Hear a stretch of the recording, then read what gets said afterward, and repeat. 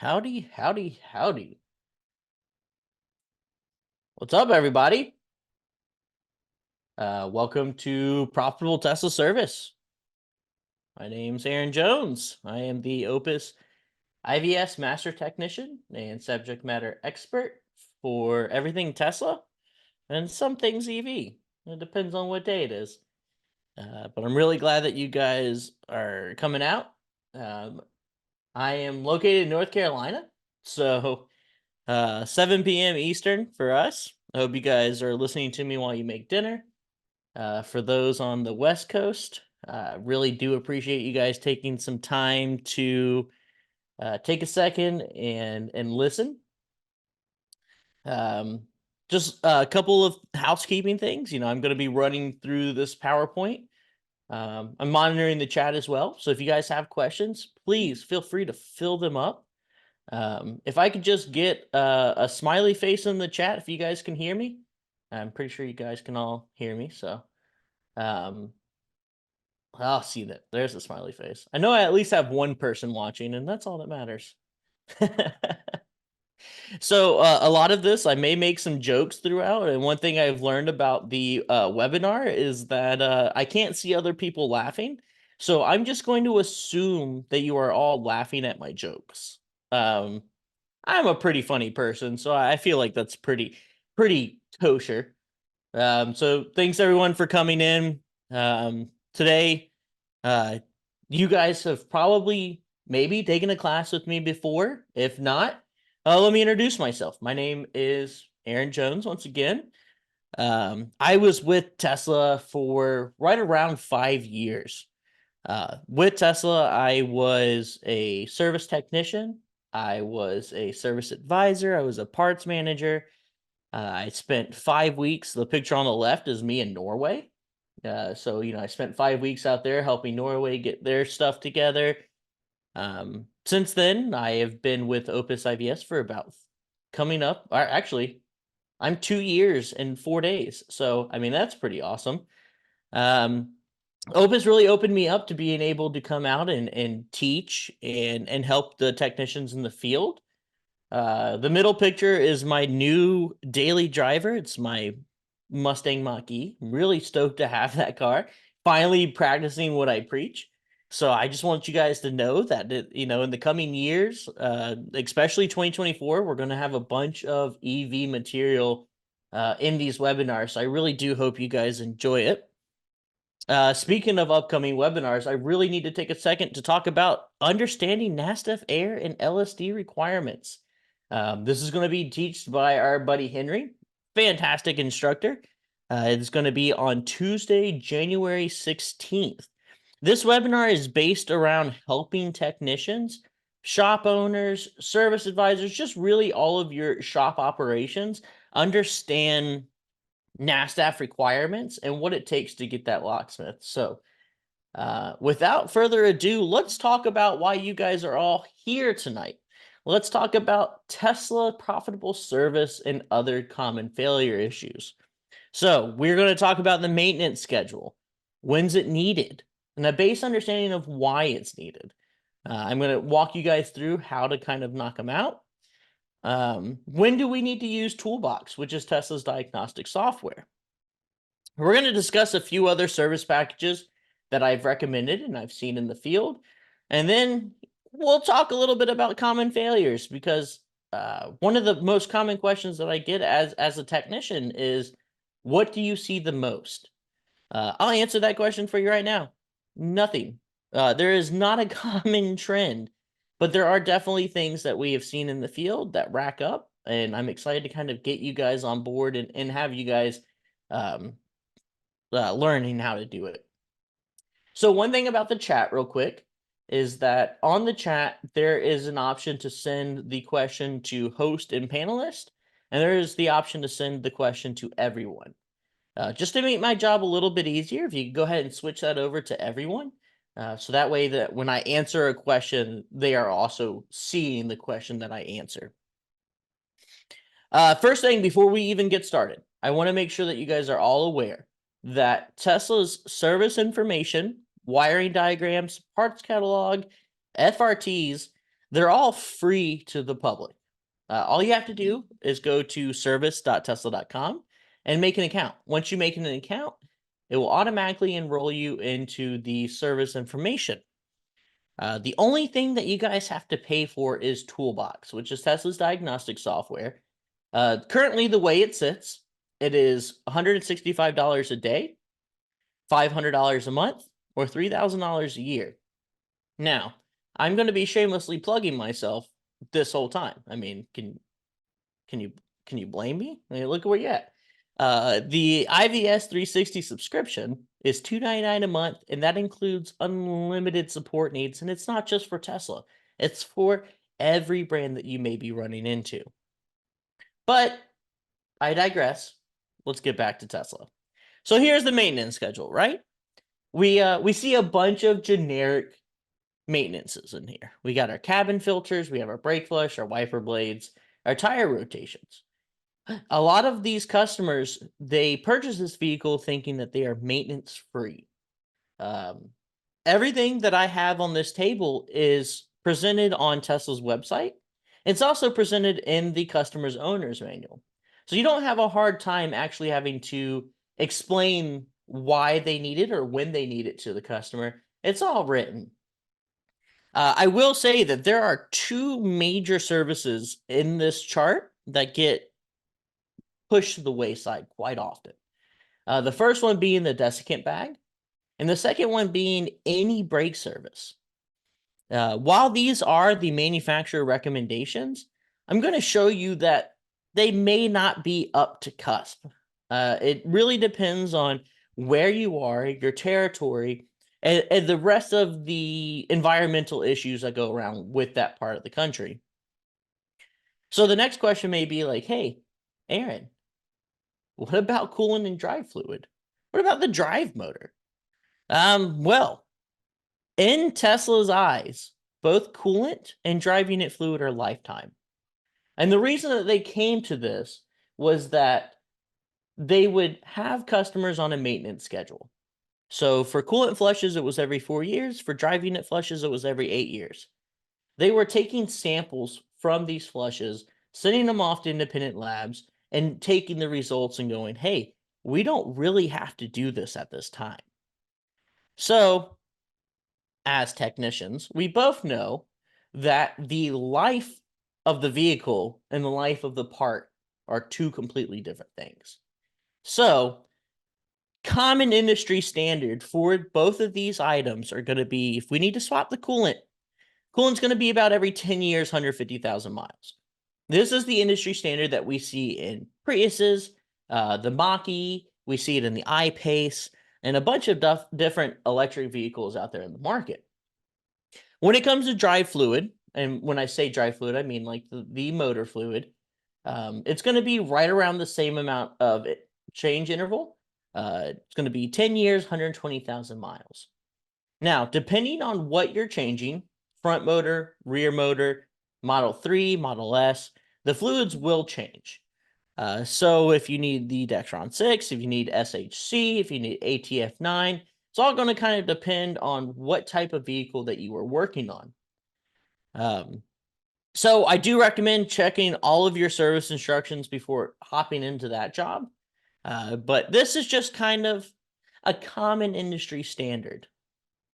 So that being said, let's hop into the easy stuff. First off, we have cabin filter replacements. All right. Quick and fast, easy sell. Personally, I recommend cabin filters every year. And the reason for that is because I'm from North Carolina. There's 5 weeks out of the year that we see nothing but yellow haze. All right. Now it's all pollen. I change the filters in my house once every 3 months. Why wouldn't I change the filter in my car once a year? And the cool thing about cabin filters is they're available everywhere. You'll hear a lot tonight of me saying WorldPack stocks these. And the cool thing about that is because WorldPack just introduced a huge number of SKUs of Tesla components that you are now able to order over speed dial. If you do not have WorldPack, then get them from Amazon, get them from AutoZone, get them from Napa. There's so many other places. We'll start tonight off with probably the easiest job that there is, and that is the 2012 to 2016 Model S cabin filter replacement. I believe the FRT for this is 0.2. And the reason for that is because all you have to do is remove one piece of cowling, and then there is a door right underneath the frunk. The frunk is the front trunk, the hood. You'll hear me call it a frunk because that's what's beat into me. So you remove the frunk, or you remove the front trim, I should say, and then you take off the door and it's right there. Now, the thing about Tesla is they make it easy, and it gets a little harder, and it gets a little easy again. So the harder portion was when we look into like the 2016 to 2020 Model S and Model X's. They went to like an industry standard where they put the cabin filter behind the glove box. But the one thing that they forgot to do was give us the push tabs so that we could drop the glove box. So to replace this cabin filter, the whole glove box has to come out. It's not a terrible repair. I believe this FRT is right around 0.5. But glove box does have to come out. Now, if you're anything like me, like top 10 things that I hate, and I mean not just in the automotive world, I mean just in general, I hate coarse interior torque screws. The ones that have to go from one kick panel to another plastic rib nut somewhere in the dash panel, right? Well, Tesla saw this and they said, what if we do something a little bit different for our newer cars, right? 2021 and newer, Palladium is what we call them, Model S and Model X's, they hide the cabin filter underneath the passenger's kick panel. The passenger and the driver kick panel are held in by magnets.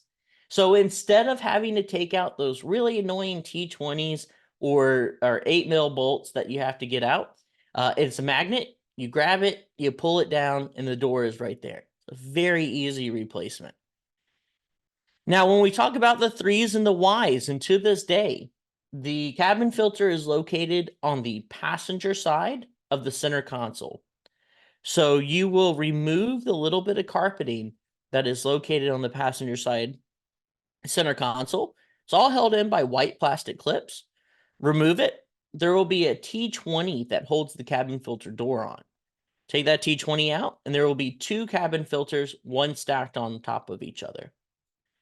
The other thing that we see a lot of the times, especially with Model 3s from 2017 to 2020, is that they get this really funky smell.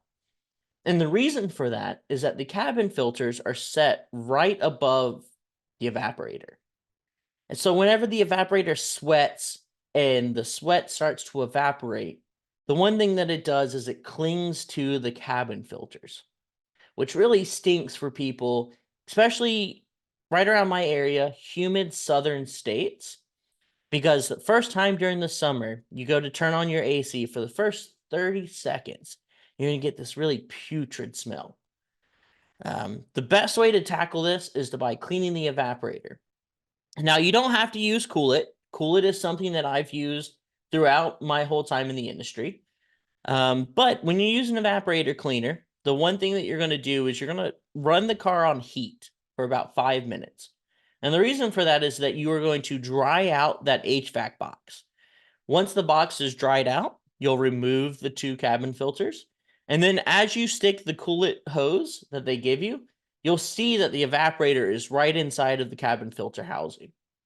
So you'll spray it down, let it sit for about 2 to 3 minutes, and then run the AC.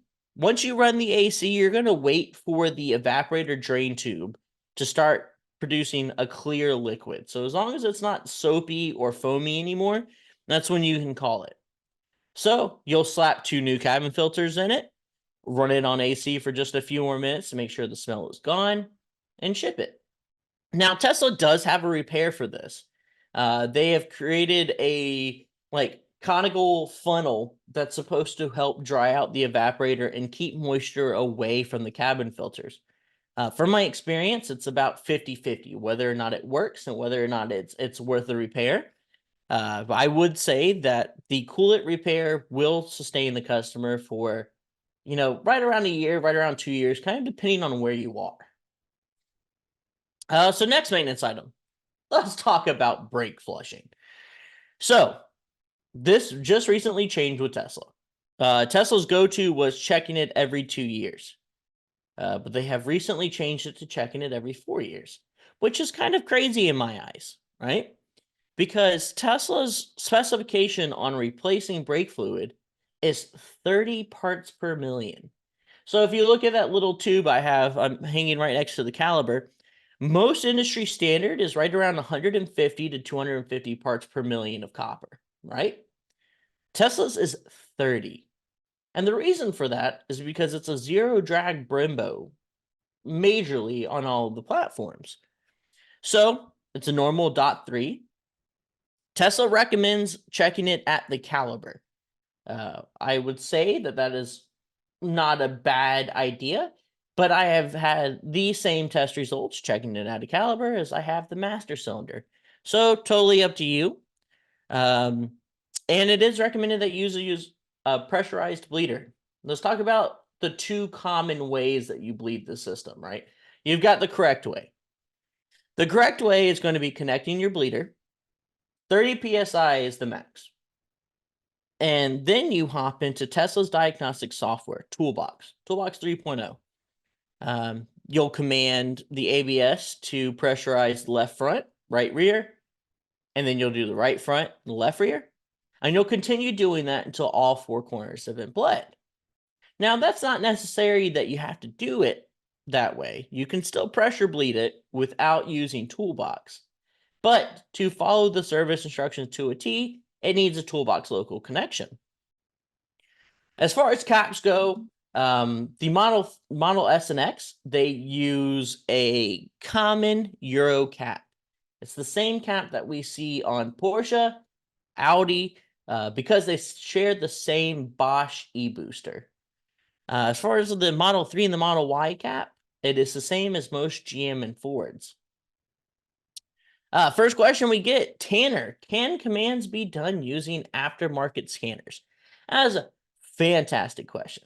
I was going to get to it a little later on, but to my knowledge, and this is 12/12 of 2023, to my knowledge, there is not a single scan tool on the market that can actually command the ABS other than Toolbox. And unfortunately, that goes for everything. Robert says the Altel. Unfortunately, the Altel does communicate to older Model S and X's. On the latest update in service mode, under chassis, there's a brake setting that will allow you to run the ABS bleed from the screen. Yeah, so service mode is a great attribute to the manufacturer. I don't really talk a lot about service mode during this, only because it really depends on the production date of the vehicle. So a 2020, like let's say a 2012 Model S will not have the same service mode that a 2021 Model 3 does. So it really depends on what processor, what firmware level. There's a lot of hullabaloo that goes into actually what your service mode will provide you. And at the end of the day, Toolbox will have them for all of it. So, brake flushing, let's go to another easy one. We did cabin filters, brake flushing. Let's go to wiper blades. Now, wiper blades are easy peasy until you get to the Model X. The Model X is the only wiper blade of the brand that has hoses attached directly to the wiper blades. And the reason for this is because the Model X windshield is, I don't know, 97 feet long. Not quite 97 feet, but it did take 6 technicians to replace the Model X windshield. So the Model X wiper blade has to be a very specific wiper blade. While I say that, it is still readily available. You can still purchase it from Worldpac, from Napa, AutoZone, Amazon. The crazy thing about Tesla's wiper blades is that even though they have a crazy amount of windshields, they are all 28-inch driver side, 18-inch passenger side. Doesn't matter what car it is, but they're all the same inch. Interesting. All right, let's talk desiccant bags. I feel like we don't really discuss this enough. This is probably the most forgotten, underdone maintenance item in the Tesla world. And the reason for that is because we come from internal combustion. You don't ever replace a desiccant bag unless a compressor blows, and then you replace it, part of that. Well, the issue is that the desiccant bag is very important in high voltage compressors. So, to complete a desiccant bag replacement, you do need to use Toolbox. This will be for every vehicle, no matter the age. So what happens if we don't replace them, right? So, first things first, the compressors can ramp up to anywhere from 11 to 16,000 RPM. And this is pretty common. I mean, let's talk about a hot summer day, going to supercharge the vehicle. I don't know, I've been driving around in Ludicrous for long enough. The desiccant bag is very important in these subsystems. And the reason for that is because these systems are able to spike the pressure level so quickly that a normal desiccant bag can only hold on to so much. So when the desiccant bag floods with moisture, starts to flood with debris, it's only going to be able to collect so much in the receiver dryer. Now it's going to make its way past, and the compressor blows up. It's metal gets in, metal does not get out. So what happens? Let's say the compressor fails, right? Now we are replacing the AC compressor, the fuse for the AC compressor, and the DC to DC converter. We're replacing two expansion valves because you have one on the firewall and one for the chiller on the battery. Replacing the desiccant bag. And at minimum, you're doing 6 hours of AC flushing. I calculated this at $200 a labor hour, which is it's very low for our standard, right? So we're looking at a $3,700 price tag when replacing the desiccant bag is $50, 1.5 hours, $350. We're looking at a tenth of a price to just do our maintenance item.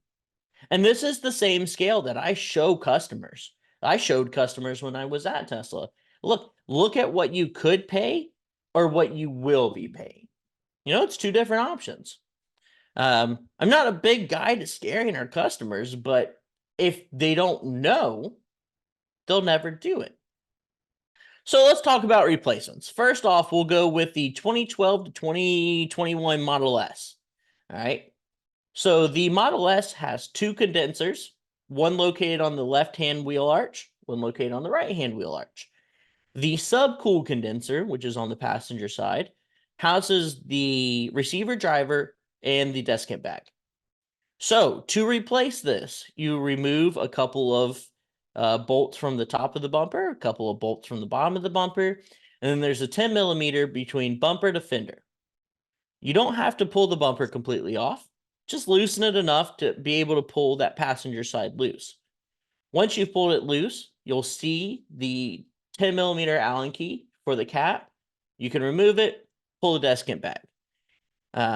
These desiccant bags are readily available from Worldpac, Napa, Amazon. I mean, heck, I've even found them on Walmart. Don't buy them from Walmart.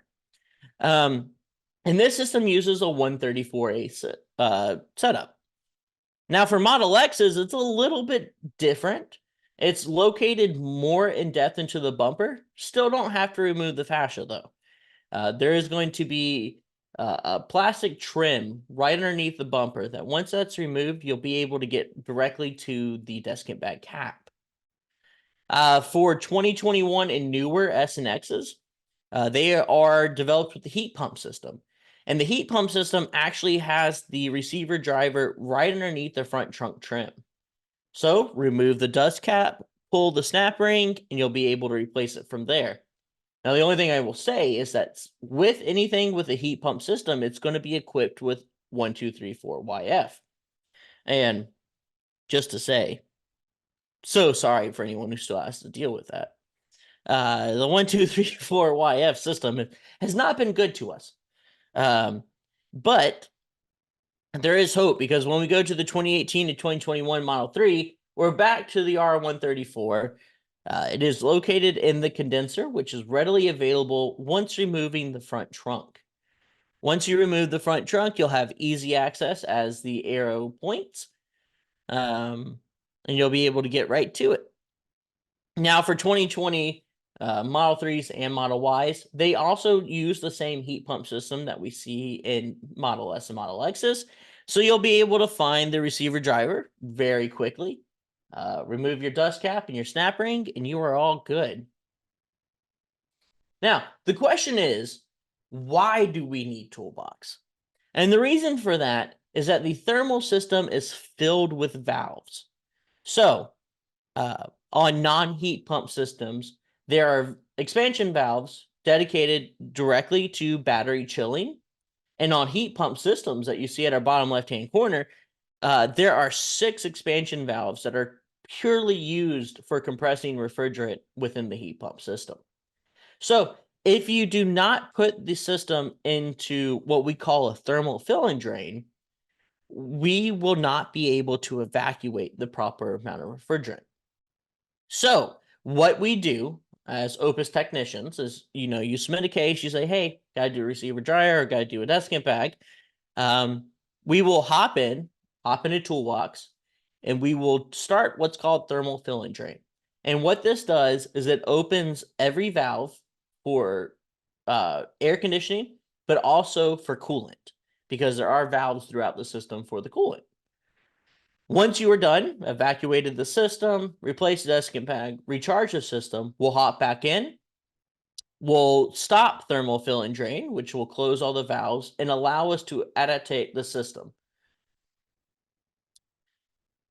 Robert asked, how is ALLDATA or Mitchell Motor for replicated info? So Rob, I can talk about ALLDATA. ALLDATA is a copy and paste of Tesla service information. What I'm telling you, or what you could see at Tesla service information, is what you would get from ALLDATA. Brandon, if you're still available, we got a couple of questions about the webinar for later. Todd, this will be uploaded to our YouTube channel, so you guys will be able to see it afterwards. All right. So, desiccant bag out of the way, right? Let's talk about the HEPA filter. High efficiency particle air filter. It's not equipped on all vehicles. It really started off more like a meme from Elon. Elon said, we're going to protect you from biohazard warfare. We're going to make an interior cabin where it is the same sterilization as a surgical room. So what he did was he installed HEPA filters throughout, right? So these get replaced every 3 years. They were not available on any Model S between 2012 and 2016. And since they were an option on every vehicle, it's kind of hard to figure out whether or not the car has it. The easiest way to go about it is that if you go to the climate screen, there will be a biohazard emblem in the climate screen. If you see that, it's got a HEPA filter. They're pretty easy to replace. Anytime you remove the front trunk trim, you'll see a HEPA filter located right there. They are pretty large, so expect a large box when you get those air filters. Quinn asked if Mitchell is up to speed. Quinn, to be honest with you, I have not heard anything from Mitchell. Maybe Brandon or one of our other technicians that are hanging out in the chat could help us out here. All right, next up, the easiest of money, tire rotations. Except never rotate Model X tires. And the reason for that is because I have never seen a Model X come from the factory with square setup. Every single Model X that I have ever touched my hands on has had staggered. Now, let's say your Model X customer wants to be able to rotate. They're sick of spending upwards to $500 to $600 for these Pirelli 22s that they can't rotate. So the next question is, well, Aaron, why can't I do side to side? You can do side to side. A majority of the original equipment tires are only asymmetrical, but the problem is they are so heavy and their torque is so extreme that if you side to side these, right, you will cup the tires very quickly. So, in my personal opinion, I like to upsell the customer in a square setup. And when I build a square setup, I prefer to set the square setup into matching the front tires and wheels. So, with the sticker involved on the left-hand side of the screen, that is a 22 by 9. So I would run 22 by 9 all the way around. And then I would run 265, 35, 22s all the way around. They will fit, they will not scrub, and they will not cause any caliber interference. But this way, you can at least offer your customer another option when it comes to rotating tires or saving a little bit of life out of their tires.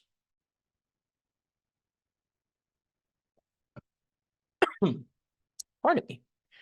So Tesla does recommend, if they're non-rotational, they're asymmetrical tires, let's cross the front, bring the rear right up. I struggle with that a little bit, only because the numerous complaints that I had after, let's say, 4 to 5 months of a tire rotation, coming back and going, hey, I've got this really bad vibration. I've got this really loud noise once I hit a certain speed, and it's always cupping. And the hard part is explaining to a customer, hey, your tires are cupping. The only way to fix this noise is if we replace it. Well, they come back to you and you go, I didn't have this noise before you rotated my tires. So if it comes down to me, I am a straightforward and back type of guy. And then with our 2020 model year vehicles and up, they are now using the ABS system and wheel speed sensors to determine the tread depth of your tires. So they will put a customer facing alert, whether or not the customer needs a tire rotation or if they need to replace the tires, depending on what the wheel speed sensors are recommending. This is easily resettable, and it should be reset anytime you rotate the tires, replace the tires, or you do a winter wheel swap.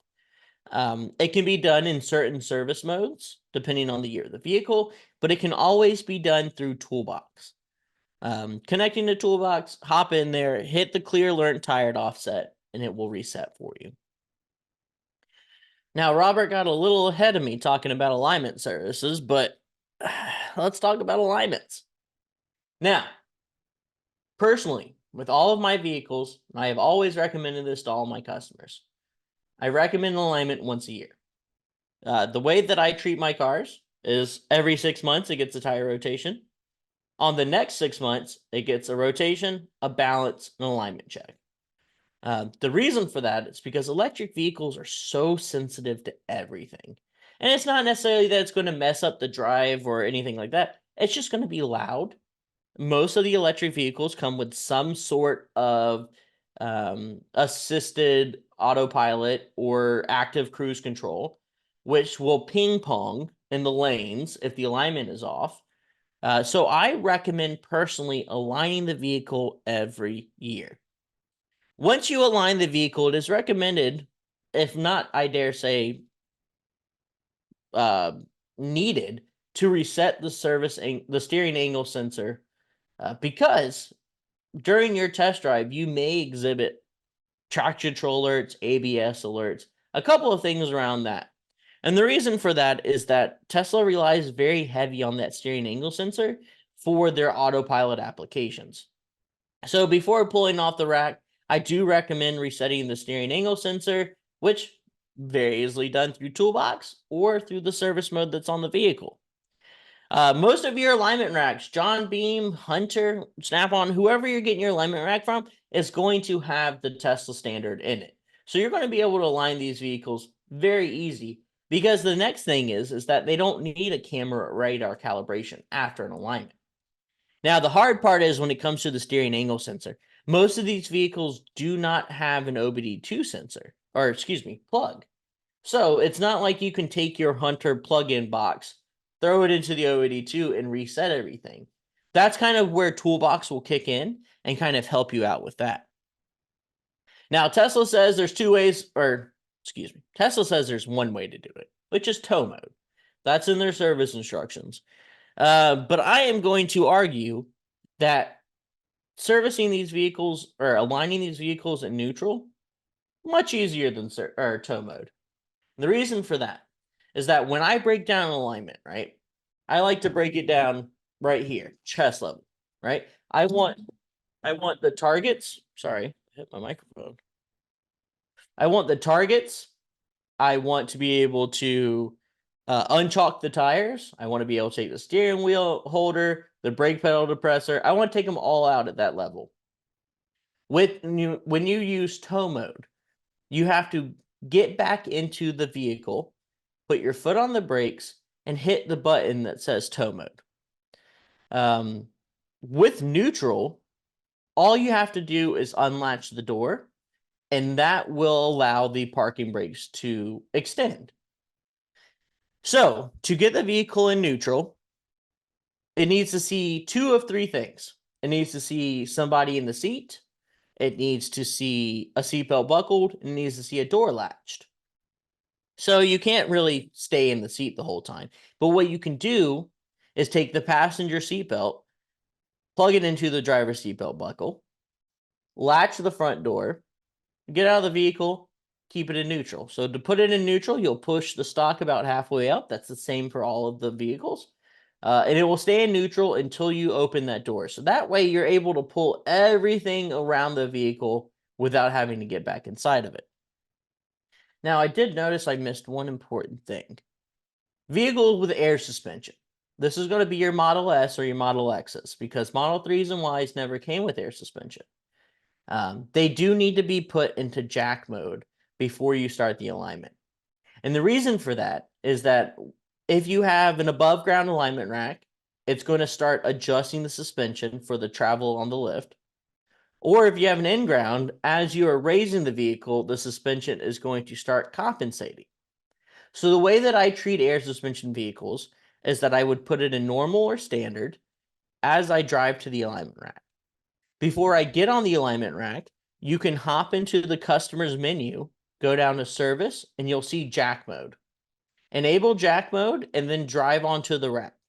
This stops the air suspension from trying to compensate for any type of movement and will allow you to align it in the standard position that it's supposed to be aligned. All right, we're in suspension. Let's talk about the other suspension failures. Starting up, let's talk about the Model 3 upper control arms, right? So these Model 3 upper control arms, especially, from 2018 to 2020, the way that they were built, they did not seal grease very well. If there was a Model 3 outside of my house right now with a squeaky control arm, hands off, you guys could probably hear it on this mic right now. It is the loudest sound that I have probably ever heard come out of a vehicle. So what did Tesla do? They said, hey, every technician with a urethane gun, let's go out to these Model 3s and let's take our urethane gun and let's add urethane to all of these spots. That way the grease doesn't come out, right? I mean, that's how that works. Yeah, that's not how that works. Grease still comes out. I will say R-Not has done a really good job at developing a control arm that doesn't leak all the grease out. There's other companies that are making them. A lot of the aftermarket companies that make these upper control arms are more meant for a better fitment. So they'll have like a tie rod style camber adjustment on the control arm. But I will recommend that there is an alignment necessary. And the reason I make a point of that is because that in Tesla service instructions, it says an alignment check. And what that is that you test drive the vehicle at 45 miles an hour. If it doesn't pull, you don't align it. Here's the reason I recommend it.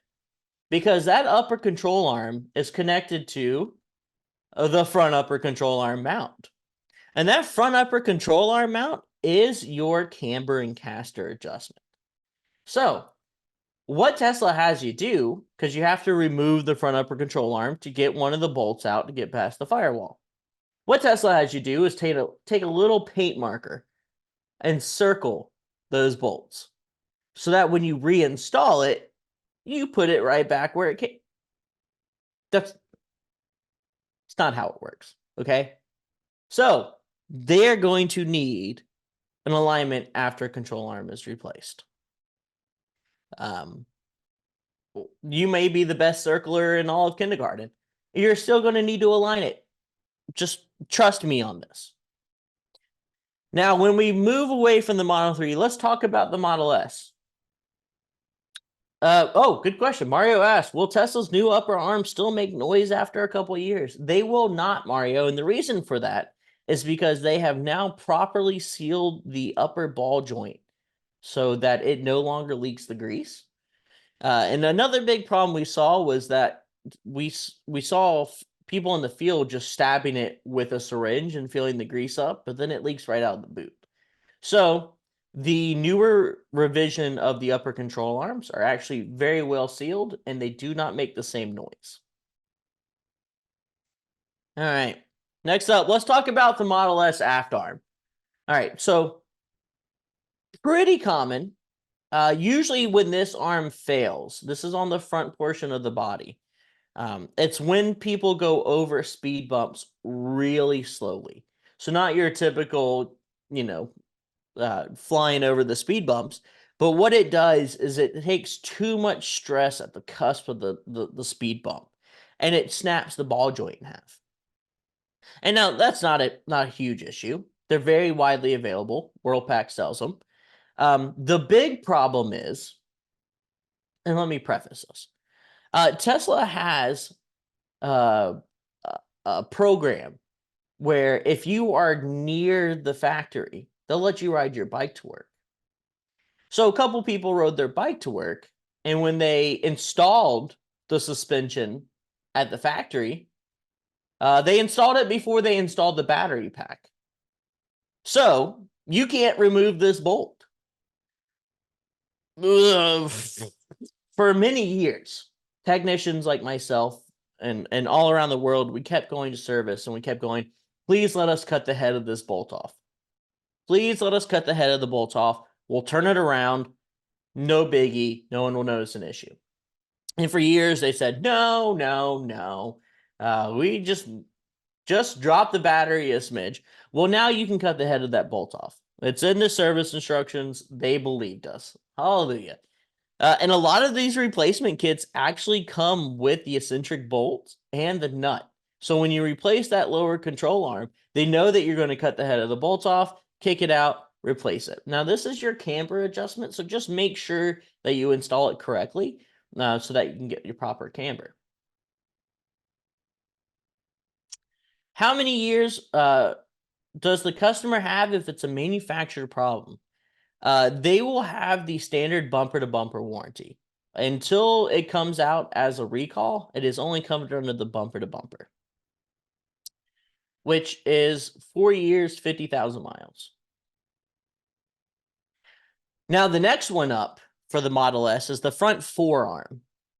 Now, I added this picture of a driveway because I struggle to kind of explain how it happens. But 90% of the time, this forearm will bust when you are at full lock coming out of a driveway that has that little hit, that little, you're at full lock, you're taking the kids to school, you hit that, pow. And what it is the casting around the ball joint that actually snaps. This is your caster adjustment. So the reason I have this picture of the wheel right here is if you guys remember from the desiccant bag, right? Right here, this is your condenser and condenser fan. So when you're initially backing out of the driveway, you're going in reverse. So this wheel is going that way and is going right into it. So a simple suspension arm has now turned into an evacuate recharge, it's turned into a condenser, it's turned into a fan. So Tesla has come out with a newer revision. So whenever you replace one, you do have to replace both. And what they've done is they really sturdied up that casting around the ball joint, and it is the same casting that we see in the aftermarket world. So it's not like if you buy it from somewhere else other than Tesla, it's going to be weak. Let's continue on. Let's still talk about some of the super common issues that we see. Next one up, I probably get this, once or 5 times a month. It's Model 3 and Y door latch issues. The main issue with this is that the puddle lamp is part of the complete door circuit. It shares the same shared ground return that everything else in the system shares. So what we see is that, especially newer owners, when they're purchasing aftermarket puddle lamps so they can show the number 3 or their LED or something along those lines, those puddle lamps cause such a large resistance drain in the CAN network for the front doors or for the rear doors that they can actually cause the door to do crazy things. This could be something as crazy as shutting the door and the latch releasing, so the door actually never shuts. It can cause the window to drop every time that they shut the door instead of raising it back up. It can cause a bunch of issues. 9 times out of 10, it's going to be an aftermarket puddle lamp. I would say that the Model 3 door latches are very sturdy and they haven't really presented that many issues. But when we actually see the issue, it's more or less puddle lamp. Uh, hey, Craig. Does Worldpack have a Tesla webpage where we can shop and see all the Tesla parts available? We do. They do not have one as of right now, from what I understand. But I believe that they are on the speed dial network. Now, let's talk about the largest out of all of the cars, the largest, most common breaking point for Tesla: Model S door handles. Now, Model S door handles have a hell of a life. And the reason for that is that they're proximity based. So you have your key fob in your pocket. You walk up to the car, the door handle extends. You open it, you get in, hit the brakes, door handle retracts. Now you think about just going to the grocery store, all right? Door handle extends, retracts when you're in it. You get out of the car, door handle extends, retracts when you walk away, extends, retracts when you get in, so forth and so on. So since it is a moving part, we see this failure so commonly. I ran a shop of about 17 technicians with 4 in the field, and it was not uncommon to do anywhere from 7 to 10 door handle repairs a day. It is a very common issue. And because it's getting to the point where moving parts are starting to fail. You look anywhere from 8 to 10 years of lifespan, they're going to break. Now, before we move off of this, there are a couple of things that I want to mention about door handles. So when you remove a door handle, you're going to have a bolt here, a bolt here, a bolt here, and a bolt here. Excuse me, not bolts, all nuts. So first things first, this chrome piece never leaves the door handle controller. So even if you replace the controller, you're going to swap the chrome. So when you remove the door handle, the handle is going to be retracted, which means that that chrome piece is susceptible to scratching by removing it from the door. So what we're going to do is we're going to lay a piece of gaffer's tape. What I like to do is I lay gaffer's tape all the way around, and then I'll take a plastic razor blade to trim out just the door handle itself. This way, when you are removing it, you don't actually have to worry about scratching the chrome handle. The second tip, Tesla is going to recommend that you remove the window regulator, which is totally fine. One of the reasons for removing that is because this bolt or this nut right here is almost inaccessible without that window regulator being removed. Now, the problem is that once you remove the window regulator, you also have to remove the window. And every Tesla has frameless windows.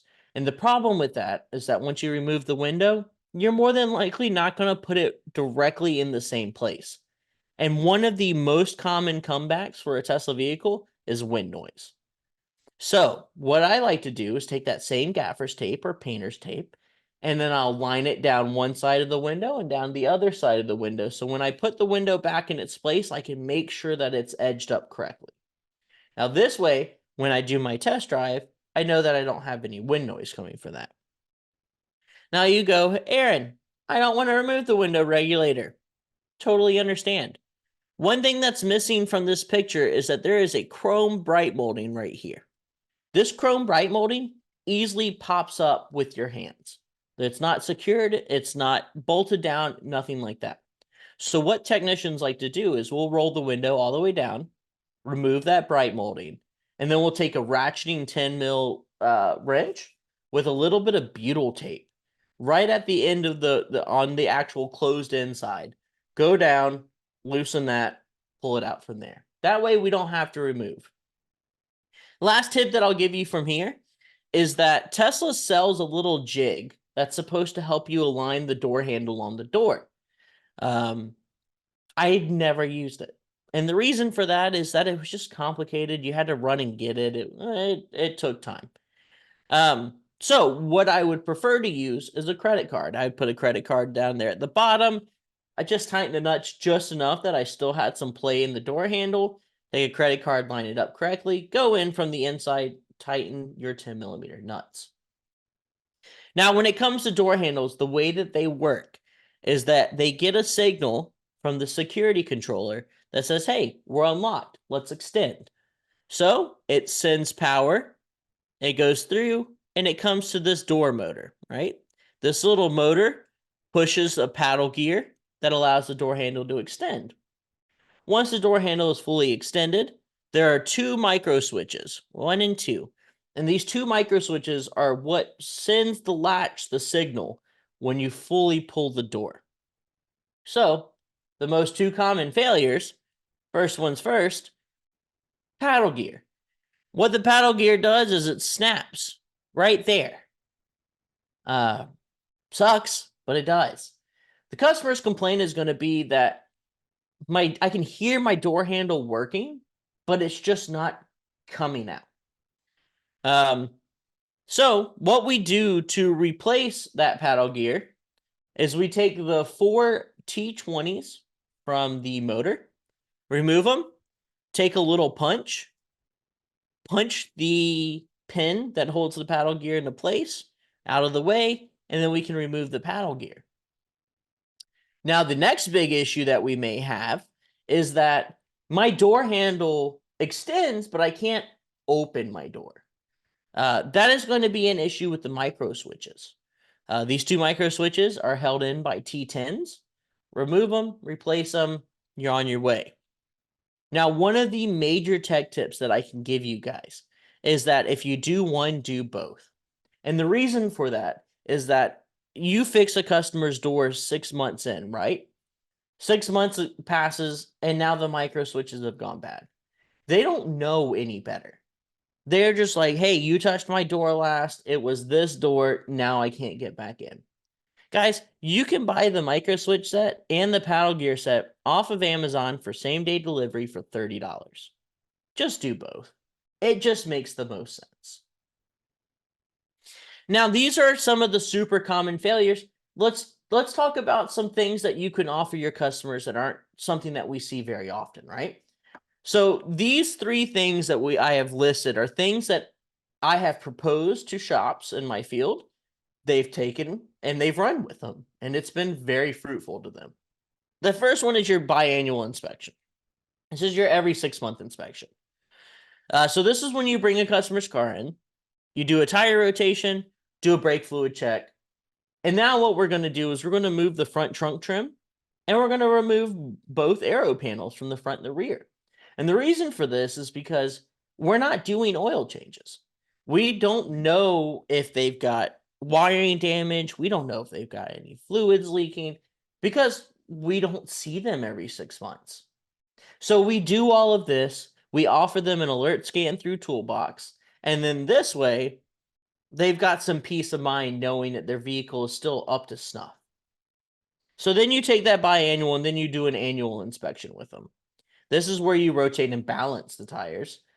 This is where you do your alignment check. This is where you also can cascade into a wiper blade exchange. You can do a cabin filter, and then everything that we already had in the biannual. And then I've got a customer up in New Jersey that has been running a winter weather prep and a spring weather prep, and it is fantastic. He loves it. His customers love it. And what the winter prep is a brake clean and lubricate. So remove the wheels, remove the pins out of the Brembo pads, make sure that little moving collar at the end of the Brembo pads is lubricated, clean, so it's not seizing up or ballooning. We're going to do a brake flush to make sure you've got the fresh .3 in it. He includes either a winter tire swap or a rotation, kind of depending on if you need it or if you have it. And then he does an alert scan to make sure that you don't have any heating issues. But this isn't anything that you should stop at. You can offer pre-purchase inspections. If you've got a subscription to Toolbox or you're a 360 IVS customer, you can offer pre and post scans for your surrounding body shops. You can offer ADAS calibrations. The front camera uses the same target as a Hyundai Kia. There are so many different things that you can evolve and build for your customers to build into a purchase product so that they can really rely on. With that, let's talk about it. Let's talk about Tesla and Opus a little bit. So Tesla is already included if you're a 360 subscriber. If you get our support already, you've already got Tesla. There's nothing more that you need to dive into. Right now, Tesla is evolved into a 360, or excuse me, a Drive Pro or Drive Safe platform. So you need one of those two tools for us to actually get in. It does require Tesla's diagnostic cables, which are available to purchase from us. And what happens is our Opus technicians will go in on your tool, access Toolbox, and do whatever you need for us to do through that, whether it's diagnostics, calibration, programming, anything along those lines, all included with your 360 subscription. Now, the next question may be, well, hey, where can I get these cables from? Well, I already told you, we sold them. They're $99 for a bundle. And what this bundle will get you is the same cable that you need for a Model 3 and Y, the cable that you need for an S and X. It has the Ethernet cable that you need for the newer models. It also comes with a couple of accoutrements like a J2534 plug-in to charge the tool if it needs to be through a 12-volt socket, and a coupler just in case you want to work with the tool outside. If you guys are interested, curious, there is the number for you guys to order. Just call in, place the order. It'll be shipped out to you. And I don't really have much more than that. I've got a couple of questions that I need to catch up on, so let me just run through them. Other sources for Tesla parts, Robert asks. A lot of the time, we are seeing the patents run out from Tesla, so you are able to purchase them directly from the vendor of the components. France asks, is there a Tesla shop to take care of maintenance, or do you have to go to any mechanic shop? So Tesla service centers will take care of maintenance. The problem is that Tesla service centers can be anywhere from 12 to 45 days out until next appointment. That's kind of where we kick in, This is kind of where we take quantity. We take all of those rotations, all of those maintenance items that need to be taken care of. Craig asks, has there been a fix update to address opening the rear doors from the inside with a dead 12-volt battery on the Model 3? Craig, as far as I know, I do not. I do not believe that there has been an update. Joe asks, what is an alert scan as opposed to a pre and post scan? Joe, it's the same exact thing. So Tesla doesn't really use DTCs. DTCs are more meant for the developmental side of the vendor or the manufacturer of the product. Tesla uses strictly alerts to understand what's wrong with the vehicle. Quinn asks, is there a separate tool from the programmer we use through you guys? Quinn, I think you might be asking about the wrap tool. If that is, then yeah, you would need a Drive Pro or a Drive Safe.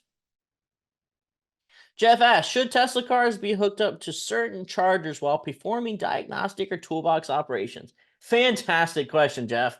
So, one of the good things that Tesla has incorporated into their system is that when they start to recognize the 12-volt battery dying or dipping below around 12.4, what we see is that the high voltage contactors will actually close. And then we use the DC to DC converter to recharge the 12 volt. So if there is some kind of issue where the contactors aren't closing because of something we replaced, then we would go to using a 12-volt supply, like we would use a maintainer. One of the things that I don't think I mentioned when I was talking about Opus and Tesla is one thing that we do require is a hybrid or electric vehicle safety training certificate. What this is that we need some kind of proof that you are going to be safe and take care of yourself while working on these high voltage vehicles.